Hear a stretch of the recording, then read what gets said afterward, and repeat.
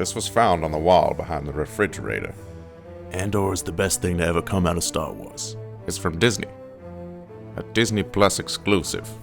Alright, I'm confused. There are 7 pillars of peak in Star Wars, Captain.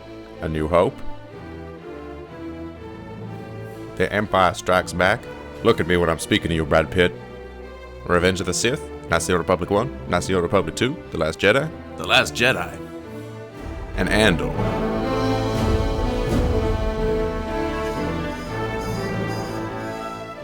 About a year ago, I made a video about Star Wars.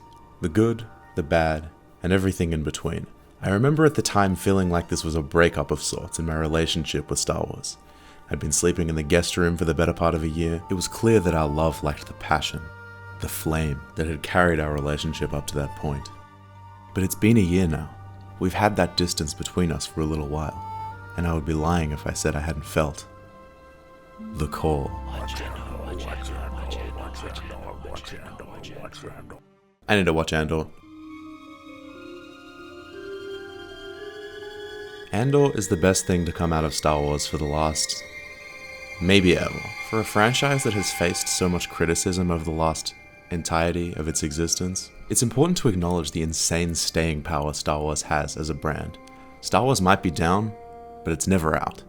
While not every project is one for the Academy Awards, hell, there's an argument to be made that overall there's more bad than good, the cultural belief that Star Wars is dead is cap. The truth is, it's just oversaturated with so much mid that finding the good shit is like panning for gold during the late 1800s. It's ironic, really, the place Star Wars occupies in the pop culture zeitgeist. Are you done?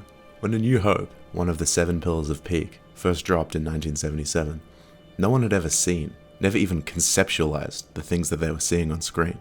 And even though this was a little bit before my time, putting myself in the shoes of the people seeing this shit on opening day is mesmerizing. How the fuck was this a movie that released in 1977? This movie and Jaws were the movies that pioneered the term blockbuster in the context of film. This was a period when a blockbuster would drop every 3 to 4 years, not every 3 to 4 weeks. While the aesthetics of the Empire in this movie were modeled after the Nazis and similar fascist groups, the conflict depicted is more reminiscent of the Vietnam War, the Empire serving as an allegory for the dictatorial practices of the United States during the time period, with the Rebel Alliance taking inspiration from Viet Cong insurgencies. It was a very bold direction to take the movie in, particularly an American action movie, which traditionally was quite hesitant to depict its own forces as anything other than heroes and martyrs. For a concept that tangoed very intimately with the risk of becoming one of those weird, obscure VHS tapes you stumble across in your uncle's basement 30 years later, it is truly a marvel that Star Wars was able to capture the world this effectively, using tools so limited in its era. Its hypothetical sequel had some big shoes to fill. The Empire Strikes Back, the second pillar of peak, is the best Star Wars movie ever made, and the I Am Your Father reveal is one of, if not the greatest twist in the history of cinema. The iconography of this scene is so broadly known and overplayed that I feel like to the everyman, it's kind of lost how gutting this is as a reveal. The Empire Strikes Back is all about the subversion of traditional tropes, both in traditional filmography and the nature in which war is traditionally depicted in Western media. The irony of this is that these are now the tropes that carry into modern cinema.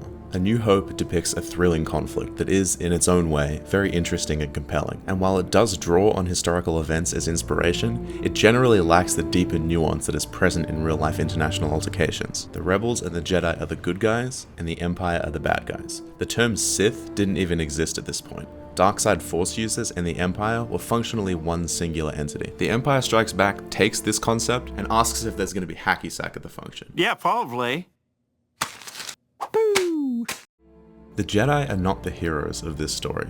Luke Skywalker wants nothing but to learn the ways of the Force from the Jedi, who he, at this point, believes to be the authority on the subject. Not only does he find out the wise, all-powerful Grand Master is actually this little green goblin guy, but he also begins to realize that maybe the Jedi aren't all they are cracked up to be. When Luke discovers his friends are in danger, and that he's the only one that will be able to save them, Obi-Wan and Yoda beg him not to leave, to stay and continue his training, and to just let his friends die. They give him an ultimatum. His training can only continue if he shuts himself out to the suffering of Han and Leia, that it would all serve a greater purpose. What the fuck? Even after this point, when Luke chooses his friends, he still believes in the Jedi. He's remorseful that he can't continue learning their ways of the Force, and that's what makes the Darth Vader reveal so powerful. The basis of why Luke joined the rebellion in the first place, to continue to pursue a cause that his father died fighting for, is flipped on its head. Obi-Wan groomed him into a weapon, curated him as the figurehead for an operation that killed millions, all on the basis of a lie. When Darth Vader drops the famous line, it's not out of a desire to hurt Luke. Listen to the way he delivers the line. No, I am your father. Vader says this out of pity. He knows, wordlessly, exactly what has happened to Luke. He has bought into the fractured philosophy of the Jedi, believed in them wholeheartedly, and fallen victim to their lies. A fate Vader knows all too intimately. Fuck, man, it's so good. When later Star Wars entries try to depict the Jedi as the moral good of the galaxy, from this point it doesn't hit for me. The fragmented morality is so much more interesting. Now, past the point of the original trilogy, Star Wars had two available directions. One was the continued historically inspired depictions of war, with non-linear morality and conflict, and the other was to lean into the more fantastical elements of Star Wars, the aliens, the more magical characteristics of the Force, substituting a bit of the realism for spectacle. For the most part, it seems like they decided to head down path B going forward, and I think for the most part this was a good decision. If Star Wars is in the business of making money, which it is, let's not kid ourselves, making every character in the prequels look like a walking action figure is essentially an infinite money glitch.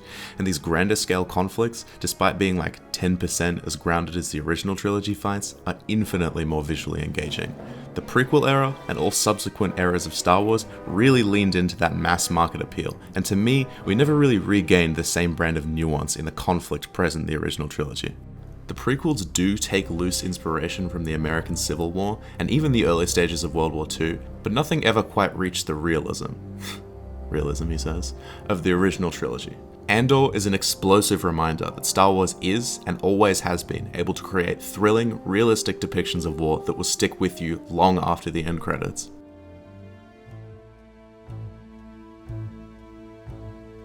Season 1 of Andor is probably one of my favorite things to ever come out of Star Wars. It is thrilling, it is intense, but the biggest praise I can give to the whole season is towards its pacing. The show, like many others, deals with its subject matter in arcs. This season has 12 episodes and 4 3-episode arcs, which is great as a viewer, being briskly moved through a bunch of adventures in a short time, but it also makes it super easy for me, being able to talk about each of them in sections. Thanks, Tony Gilroy. My pleasure, man. Great to be here. I'd like to thank the Academy. You ain't Tony Gilroy. Oh shit, my bad. Allow me to set the stage. Andor takes place in the year 5 BBY, about 14 years after the destruction of the Jedi and the Republic's reforming into the Empire, and about 5 years before the Battle of BBY. The honeymoon stage of the Empire is over, and the greater galaxy has well been subject to just how oppressive this new regime is. Episode 1 begins the Ferrix arc. Cassian Andor arrives on a planet known as Morlana 1 in search of his long-lost sister. Over a misunderstanding within a brothel, Cass accidentally makes enemies with the wrong sort. We're going together. I'll tell them what happened. The following 3 episodes deal with 2 primary things. Cass figuring out some way to escape his home planet, just in case the authorities try to lock him in jail for killing 2 security officers, and the emergence of the first main antagonist, Cyril Khan. Khan is a very unique villain for Star Wars. He's not an Imperial, rather just a corporate security officer, very dedicated to get to the bottom of how these 2 men under his watch were murdered. The thing that makes this guy unique as a Star Wars antagonist is that you actually kind of root for him. Every step of the way during this first arc, this guy takes the proper measures. He interviews witnesses, he checks security footage, he puts together evidence in a cohesive and over-the-table way, just for all of his peers and superiors to be like, who cares, bro? Just go back to writing parking tickets, bro. That's what I do all day. This callous disregard for Morlana's security, for the greater reach of the Empire, is what makes Khan so invested in catching Andor, and what gets you, the viewer, invested in watching him catch Andor. Even though, at the end of the day, Cass is your boy. The show is very good at making you empathize with whoever the point of view character is in this first season, which is a very tricky thing to do, and it also helps blur the lines of morality, which makes the eventual conflicts so much more interesting when shit hits the fan. Cass narrowly escaping Ferrix with Luthen while the rest of the city is being exploded is gut-wrenching, because you've spent the last couple episodes getting to know these characters, and now we just have to leave them on Ferrix while the Empire invades? No time to worry about that though, because this ship is one stop away from taking us to the second arc of the season, the Aldhani heist. One of the more significant plot points of the Ferrix arc was this man, Luthen, and his enigmatic proposals to Cass. See, Big C really needed passage out of Ferrix before Khan found him and killed him, and he was supposed to sell a McMuffin to Luthen over here for some cash and an Uber, but Luthen was like, okay, I can give you 40 bands for your McMuffin, or I can give you 200 bands if you do a teeny tiny little mission for me on Aldhani. Well, I do like 200 bands. What is this mission you speak of? Oh, it's really nothing. I just need you to sneak into an Imperial facility and steal a teeny tiny little...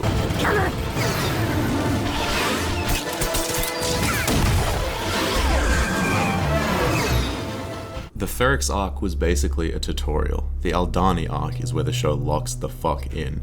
We see the Empire from the perspective of ground-level rebel scouts. The rebels here aren't a bunch of ragtag little misfits, they're strangers with different philosophies, united by a singular distaste for the Empire, operating on an enemy of my enemy type beat, which is a famously effective team strategy.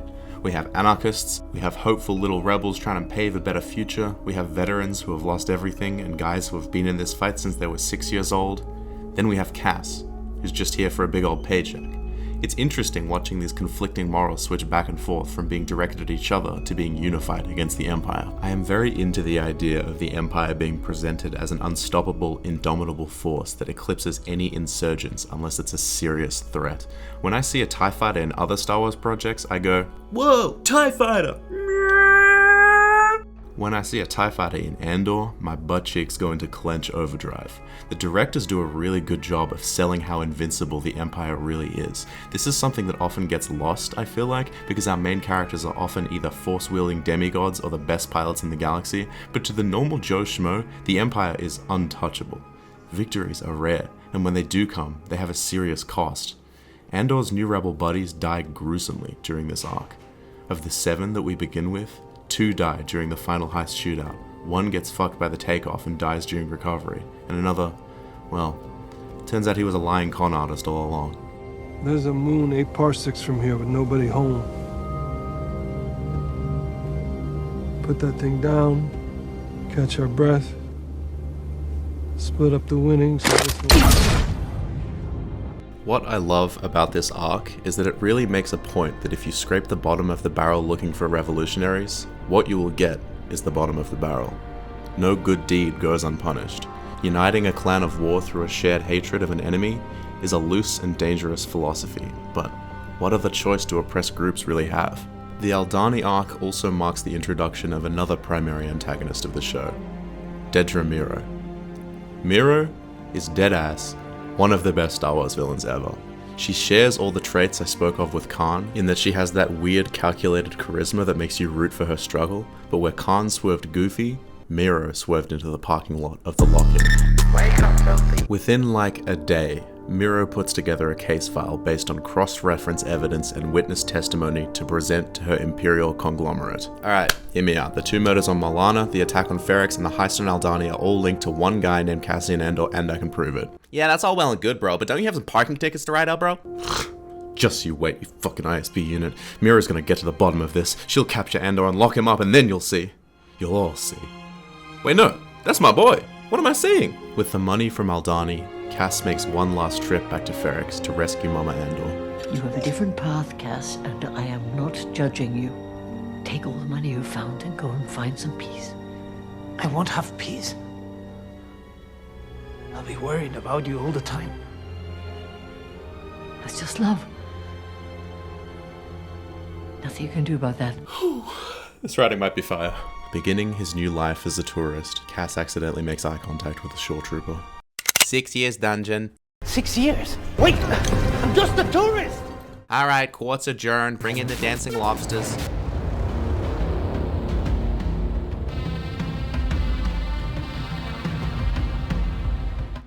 What can be said about the Narkina 5 arc? Well, this. Oh shit, wait, I didn't get the full image in.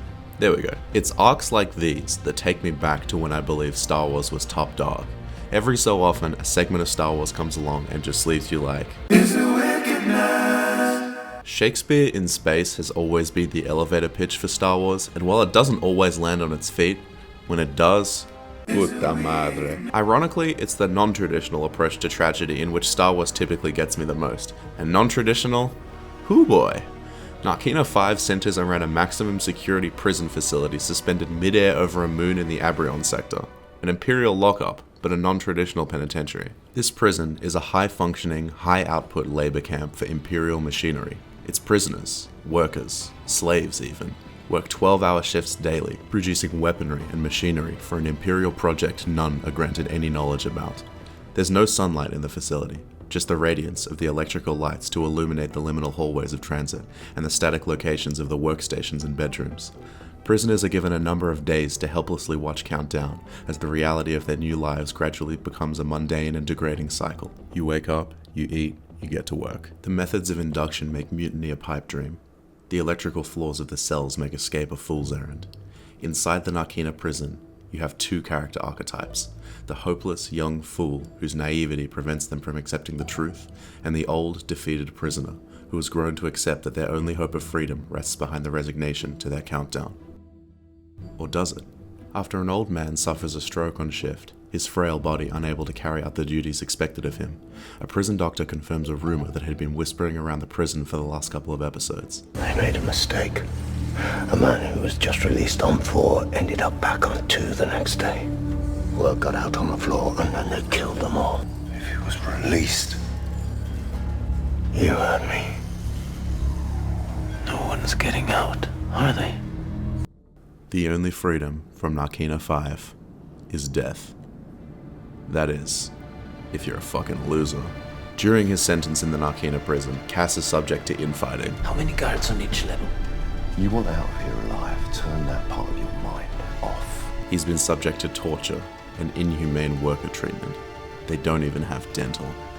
But it's like the teachings of Jedi Master Jehus always talked about. They can burn my flesh, but they can't touch my spirit. With the confirmation of the rumor and the acceptance of the reality being that there is no escape, something changes within Cassian. This is no longer about living within the forced constraints of the Empire, but about confronting them, challenging them, even beyond Narkina, beyond Ferrix. The Empire is an authoritarian entity that will continue to flourish over the abusive mistreatment of colonized civilizations, unless faced with a mutiny grand enough to overthrow them. Unless faced with the singular mutinies of individuals like Cassian Andor. But first, we gotta escape from Space Alcatraz. I'm a sucker for prison break scenes, and this one might be the creme de la creme. From the loud moments to the quiet moments, the tension manages to remain at 100 the entire time. The gradual build from initial insurrection to gradual takeover, culminating in that break towards the exit, is a first viewing that I will never forget. This is the shit that dreams are made of, man. This is the shit I'm talking about when I mentioned Star Wars. Took a long time, Loki felt like we were that guy in the mines, but we finally got back to the spot we were in 40 years ago. And that ending, so tragic, so twisted in a way that you just can't help but laugh. Can't swim! But once the humor of the shock wears off and the reality sets in, all that remains is hopeless resignation.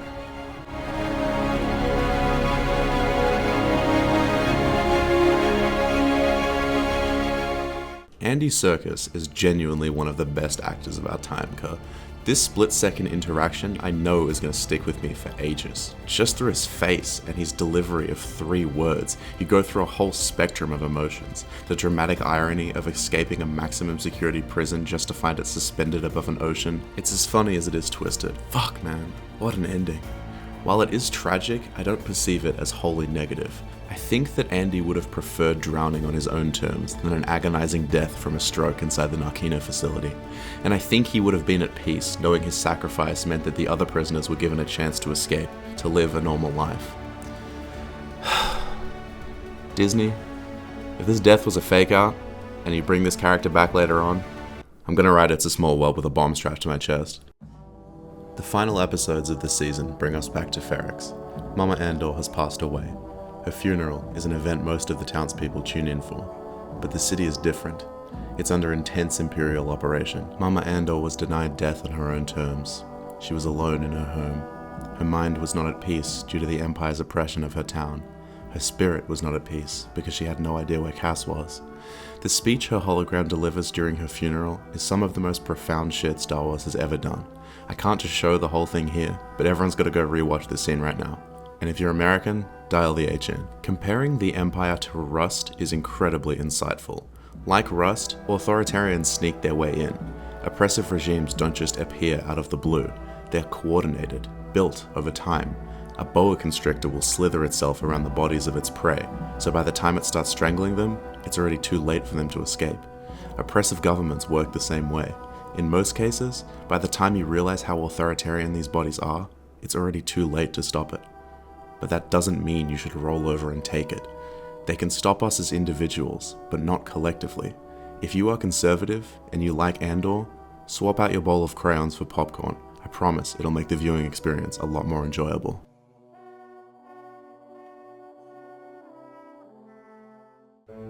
Wow, honey, I really like that season 1 of Andor. I like the part with the R2-D2. Well, if you think that season 1 is good, wait until we get to season... There's a train above my house.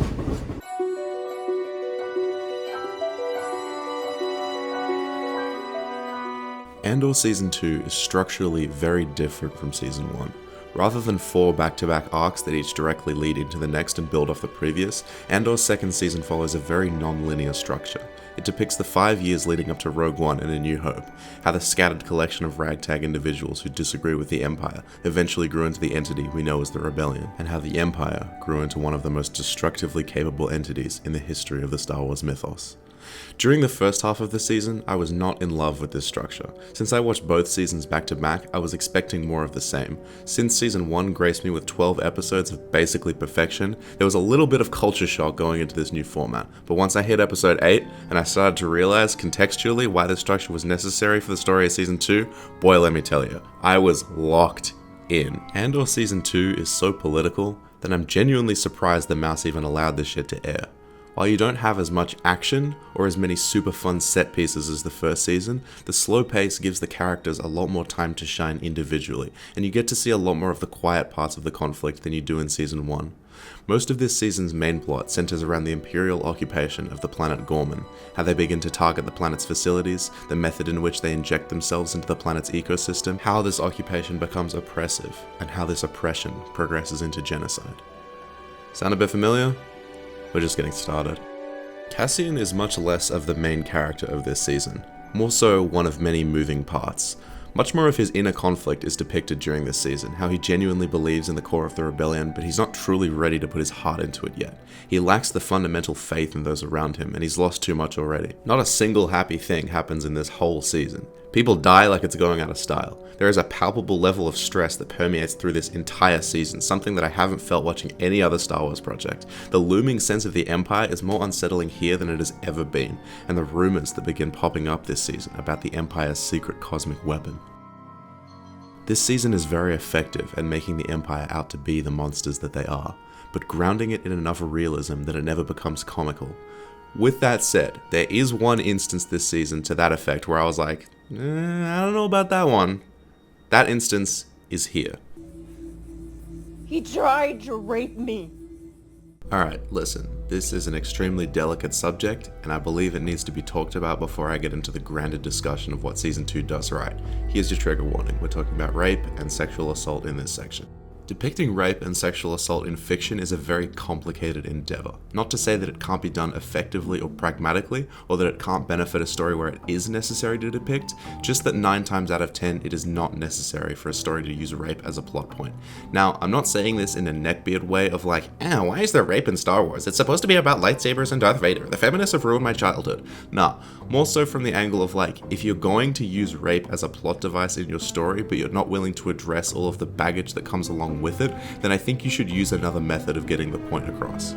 The scene in question involves this character, Bix, being trapped in a room with this Imperial officer as he attempts to take advantage of her. After a bit of conflict, she ends up killing him in self-defense, and a little while later her homeboy comes in to rescue her. Now, in essence, I'm not saying that this scene couldn't have worked. We know that the Empire is a very corrupt, very oppressive faction, and that high-ranking officials have a gross tendency to abuse their power for personal gain. It's not unthinkable for something like this to happen.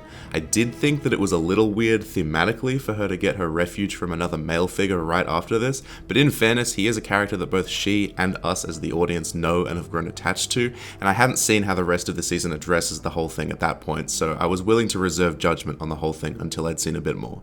Where this plot point does become a bit questionable to me is how the rest of the season addresses, or really fails to address, anything related to that event past that point a single time. The following episode opens after another 1-year time jump. We're reintroduced to Cass and Bix as they're now in a relationship together. Feels a little jarring to go from this to this in 2 episodes, but it is what it is. Bix is suffering from PTSD, but it's in regards to being tortured by the Empire towards the end of season 1. The issue of her sexual assault is not brought up once for the rest of the show, as far as I can remember. In fact, her story ends with the reveal that she's birthed a little baby Andor, and I don't know, she gets to live happily ever after. It did rub me a little weird that her story on paper is that in both seasons she gets violated by one man and then rescued by another, and that the conclusion to her story is being granted the privilege of being a mother to one of these characters' children. So I am gonna have to drop a grain of rice in the Stuff Andor Season 2 Gets Wrong bowl. Alright, now we can move on to the Stuff Andor Season 2 Gets Right bowl. This season is dark, grounded, and gritty. The slow build-up of tension over the course of the 12 episodes is masterfully worked. Watching the main characters gradually become obsessive and controlling versions of themselves is a story structure that I'll never grow tired of. One of the most interesting aspects of Andor Season 2 for me is that Andor, our titular fellow, is not even really the main character of the story by this point. He is an essential component, don't get me wrong, but as far as pivotal importance goes, my boys dropped down to 5th. The characters that carry the season forward this time around are Dedra Meero, Cyril Khan, Mon Mothma, and Luthen Voss. Holy shit, these characters are so good, man. I can't believe I didn't watch the show until now. These 4 characters are like 4 slices of a big, delicious Star Wars hacking terminal. Each of their stories are so different, yet they overlap in continuity and theme with each other so much. It's a complex Venn diagram of peak. Each of these 4 have an arc that centers around humanity versus ideals. During the season, each one of the characters is forced to reckon with their own place in the galaxy. Their commitment to each of their respective causes is rigorously tested. By the end, each are shown that there are only 3 possible outcomes to their conflicts: absolute failure, unconditional surrender to the cause, and death. The lines between success and tragedy are blurred, no good deed goes unpunished, and no victory comes without loss. Luthen's monologue towards the end of Season 1 perfectly encapsulate the themes that define Season 2. I'm condemned to use the tools of my enemy to defeat them. I burn my decency for someone else's future. I burn my life to make a sunrise that I know I'll never see. So what do I sacrifice? Everything! Luthen has nothing to hold dear. His life is defined by deceit and depravity. He's a liar, a fraud, and a terrorist, and this eats him up inside. The only thing he has left is his commitment to the cause. No one else can do this job like Luthen can, because Luthen got that dog in him. It's strangely uncanny how different Luthen carries himself in each half of his life. When he got the wig off, I genuinely find it difficult to imagine him smiling. He looked like he never lived a happy day in his life. Then he throws the wig on and it's like, oh yeah, that's what he looks like. Also, side note, this speech happens in the same episode as the escape from Narkina. Move over chicanery, move over Tales of Ba Sing Se. This is the best episode in TV history. Bite me. My bad, guys. I had to rewatch Ba Sing Se to get the footage for this, and it's definitely better. My bad. Luthen being the first person outside of the Imperial Circle to learn about the creation of the Death Star is very fitting. Eventually, after everything, all the misery paid off. The scene towards the end of the season where Ron leaks the information to Luthen is one of my favorite scenes across all of Star Wars. Ron is so stressed and afraid that he tells Luthen that he'll only let slip the intelligence if Luthen grants him and his family safe passage off the planet and extended protection, because if the Empire finds out what he's about to leak, his whole family is dead. So you start to think, well, what could the Empire be hiding that's this important to keep secret? And then you remember when in chronology this season takes place. Oh shit.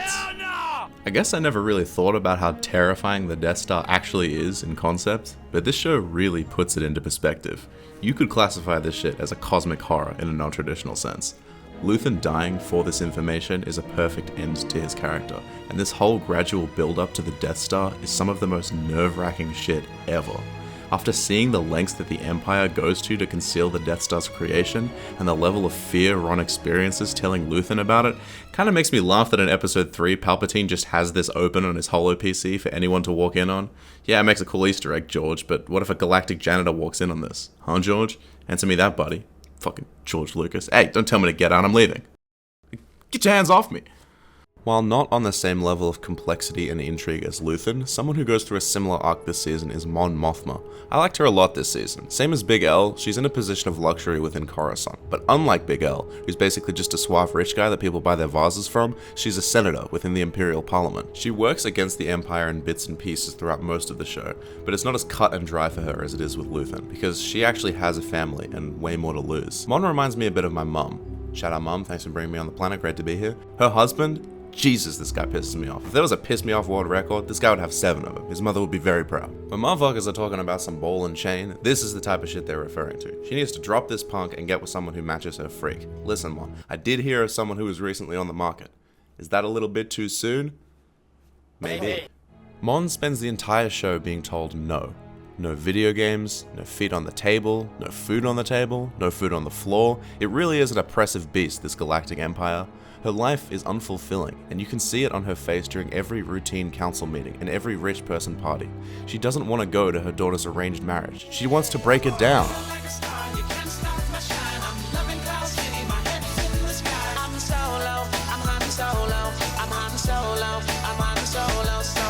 Her most important scene, and arguably one of the best scenes in the show, dang, I said that like 5 times already, isn't it? Is towards the end of the season, during a meeting of the senators. This is when Mon realizes that when you think about it, Mon Mothma, MM, flip it around, Wicked Witch. As a fellow MM myself, I can cross-combobulate that come witching hour, we do tend to get a little wicked from time to time. We'll get into this scene in a little bit because I want to get through some necessary context first. Dedra Meero and Cyril Khan are the other characters that have top dog arcs this season. More than any other 2 characters in the show, these characters' arcs run parallel to each other. They are both indomitably committed to the Empire, more than we ever saw in Season 1, and these last few episodes really put that commitment to the test. Both of them are posed with the question, how much violence is the Empire's dominance truly worth? This question resonates with each of them very differently, despite how similar they present at the start of the season. Both of them still possess that uncanny charisma. That sense of rooting for them even though they are the baddies is still there, even with the events of Season 2 morphing them into the worst versions of themselves. Meero is another character that reminds me a bit of my mum, but like, an evil version. Like if she took her initials, which are MM, and realized that if you flip it around, Wicked Witch. She also possesses that characteristic of typically being the most intelligent and collected person in the room. Whenever another Imperial or ISB agent opens their mouth, it's like, pipe down, home slice. The adults are speaking. Like I said before, the main objective of the Empire this season is to get control of the planet Gorman and harvest its resources in the construction of the Death Star. Now, the level of resources the imps of the Emp need to harvest would make the planet uninhabitable for life. So they bring in the guy from Rogue One. We'll just kill everyone on the entire planet! But Meero steps in and is like, I like your plan, except it sucks, so let me do the plan, and that way it might be really good. if we create a 5-year plan to slowly move in on the Gorman population, we can occupy the planet and create a rebellion against us. That way, when someone attacks our forces, we can decimate the entire population under the guise of self-defense. Glory to the IDF. I mean the ISB! This slow burn 5-year plan to make the Gore seem like radicals and terrorists to justify wiping out every one of them is grimly reminiscent of current day affairs. And again, I ask, how did the mouse sign off on this? Khan is sent as an infiltrator into a position of power on the planet's surface. He doesn't know the full scope of the mission. He thinks he's just there to expose an actual rebellion supposedly brewing there, unknowingly fanning the flames towards the population's destruction. When asked about his opinions on the average Gorman individual, Khan said in an interview, I mean, you know, people are entitled to their galactic proclivities. let there be 1,000 blossoms bloom as far as I'm concerned, you know. But I ain't spending any time on it because, in the meantime, every 3 months, an Imperial is torn to pieces by a rebel in North Gorman. But attending all these anti-Imperial meetings, wearing his anti-Imperial hat and his anti-Imperial badge, the seeds of a new idea begin to blossom within him. Maybe the Empire can be a little bit cray-cray sometimes. That's not ridiculous. That's not ridiculous to say that. It's not enough to shake his commitment to the cause, but it does cause him to think a little bit about the political and economic state of the world right now. All of this comes to a head in episode 8, the most important episode of the show, and probably one of the most important entries in any Star Wars media to date. A protest begins in the streets of Gorman, directed towards an Imperial blockade. This whole Imperial occupation thing has gone far enough, I say. The gig is up for Khan by this point. Squad knows he's with the Empire. All this time, you... How could we be so foolish? Mention no more. How do you say that? How do you speak the words? There's mining equipment being dropped all over the planet. Rigs and drones. It's a rumor. What kind of a being are you? This is gutting to watch. Going back to season 1, while being a bit of a crazy person, Khan's heart was still mainly in the right place, to the point where the Empire didn't even trust him with the true nature of this mission. He finds out about the mining equipment on the ground among the people, and this shit destroys his emotional core. When he confronts Mira with this discovery, it's tense, it's stressful, and just upsetting to watch.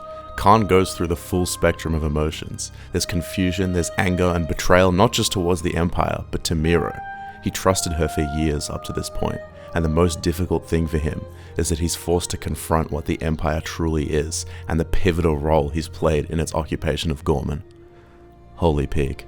But it's all too little too late. The Empire begins desecrating the population, leaving behind only blood and ash in the planet's wake. Mira and Khan are successful in their mission. The Empire is free to do as they please with the planet's resources, and since the violence was technically incited by a Gorman rebel, they can pin the entire population as terrorists and mutinous rebels. When Khan returns to the floor, he happens to run into that guy that killed 2 of his co-workers like 5 years ago. I don't remember his name, he's not really that important. His heart's not really in the fight though. I can only fucking imagine what's going through his head during this conflict, and he doesn't survive the encounter. Khan goes down with the planet, and the Empire gets everything they want. What a storyline, my guy. This is probably the most openly political and true to current affairs storyline Star Wars has ever done. We are past mere inspiration and loose adaptation. This is a clear and defined allegory for what is happening right now in Gaza as a result of the Israeli occupation. If you sat through this episode and deadass still think, well, Star Wars ain't that political. Hello? Hello? Anybody home? Think, McFly. Think. Conservatives, put down the crayons. Not for eating, for drawing. Drawing. This is exactly the type of thing the medium of television was created for. And the best part? We still got 4 episodes left of the season. Here we can return to Mon Mothma. Following this incident, Imperial propaganda has convinced most neutral parties that the Ghor were a crazy band of crazies that deserved to be wiped out, and that also it was self-defense anyway, so ain't nothing to worry about, bruv. This is the moment that makes Mon go, I say that this goofy-air government have been capping, not just now but for a long time. A few of you may remember when they said there'll be no phantom tax under the government I lead. They're capaholics. They're also yapaholics. Using her platform to address the Empire's oppression for the first time, she officially takes a stance against them, blacklisting herself from the Senate and the planet of Coruscant as a whole. What happened yesterday on Gorman was unprovoked genocide. I don't remember the last time we got a line that raw in Star Wars. It's like they decided to take a break from wishy-washy centrist mid to deliver the thematic apex of the franchise, or just to drop back into wishy-washy centrist mid again after all that. All of Star Wars could be like this. Why isn't it? The following episodes bring us to the status quo of Rogue One. The Death Star plans have leaked. The ISB trace it back to stolen data from Mira's personal station. Despite her overconfidence and commitment, a brief lapse in attention caused the biggest security breach in the history of the Star Wars canon. For this, she is relieved of her duties and imprisoned. Was all of it worth it? The data leak also causes the officer in charge of Mira's unit to commit suicide. It's quiet and powerful and upsetting. With the birth of what we come to know in the original trilogy as the Rebellion, we reach the final entry in the Andor trilogy.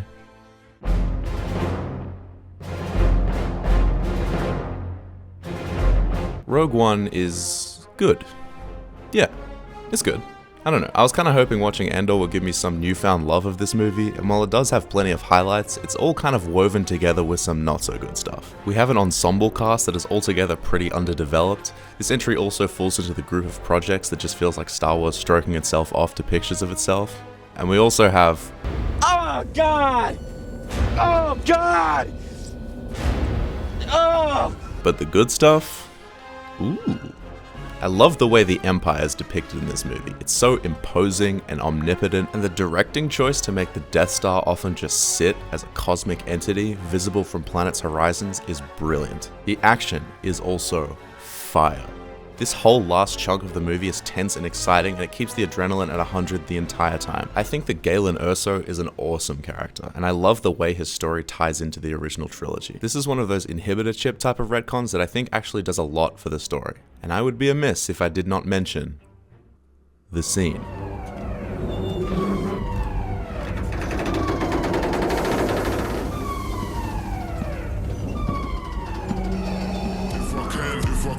If I can have you, nobody can. Bare face so they all know who I am. If you saw what that skank I can die happy after watching this. What I will say though, is that this should have been the only time that Darth Vader shows up in the movie. Andor was my girlfriend's introduction to Star Wars, and I was so excited for her to be traumatized by this scene. But Darth Vader showed up earlier in the movie with a silly pointy finger, and now she thinks he's silly. It's like the filmmakers were thinking you would get bored by this point in the movie, so they go, hey look, Darth Vader. You like Darth Vader, don't you? Look, he does his Darth Vader force choke. Be careful not to choke on your aspirations. No, I don't like Darth Vader. I only like cool villains. Come on. You like Darth Vader? Yeah. Oh well. At least I can still get over Darth Maul. Despite some imperfections, I do think Rogue One is a strong end to the Andor trilogy. They are a very unique entity in Star Wars, and I really do hope that the positive reception of the show shows the mouse that we are in the mood for more Star Wars like this. I don't want any more milquetoast filler. I want serious, dark, and gritty Star Wars shows from now on, George. You hear me? I think it's safe to say, I'm locked back into Star Wars. We have gone another year without anyone saying anything about the KOTOR remake, but we did get the announcement of FOTOR. Yeah, alright George, I believe when I see it. When's this supposed to drop anyway? George, you gotta be fucking with me. I'm very into the idea of doing a yearly Star Wars video. I do have a lot to say about a lot of aspects of this universe, and while I don't usually do this sort of thing, I am actually interested in what you guys watching this video will want to see me talk about next. There's a million independent entries in this franchise, and I have a bit of choice paralysis, so help a brother out and drop a comment if there's anything you're interested in me getting around to. And George, if you're still watching, you still haven't responded to my request last video about giving me the rights to Star Wars, man. Come on. Let me make my own movie, bro. You're throwing away the investment of your life.